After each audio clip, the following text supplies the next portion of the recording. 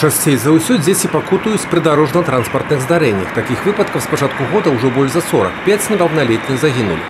Высвятленнем акалічнасцей займаюцца супрацоўнікі ўправлення следчага камітэта Беларусі па Брэсцкай вобласці. На сёння ў вытворчасці 26 такіх спраў. 10 з іх крымінальныя. Следчыя высвятляюць абставіны траўміравання ці гібелі дзяцей, а таксама прычыны і умовы, якія гэтаму садзейнічалі. Адзін з апошніх прыкладаў – здарэнне ў Барановіцкім раёне.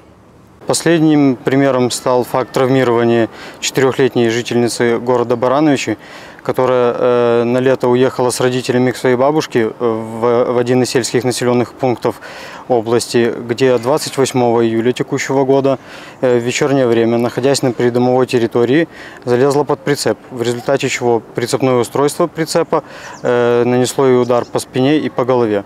Девочка госпитализирована в реанимационное отделение учреждения здравоохранения.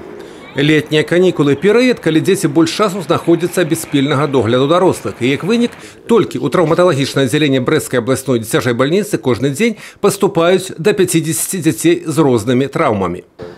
Травмы разные. В основном, конечно, преимущественно это травмы конечностей, верхних, предплечья, плечо, голени реже, но тоже достаточно много. Какие-то раны. Разнообразная патология, чаще всего это переломы конечностей. Бывают и серьезные, которые угрожают жизни. Такая травма, как правило, это полученная в ДТП, либо какие-то падения с высоты. То есть это может быть падение из окон, к сожалению, участились за этот год. Количество ДТП увеличилось. И также дети могут упасть с забора, с крыши, с любого высокого предмета, где они куда могут получить доступ. В общем-то, по недосмотру взрослых иногда. Ва ўсіх выпадках следчыя праводзяць расследаванні, назначаюцца судебна-медыцынскія і іншыя экспертызы.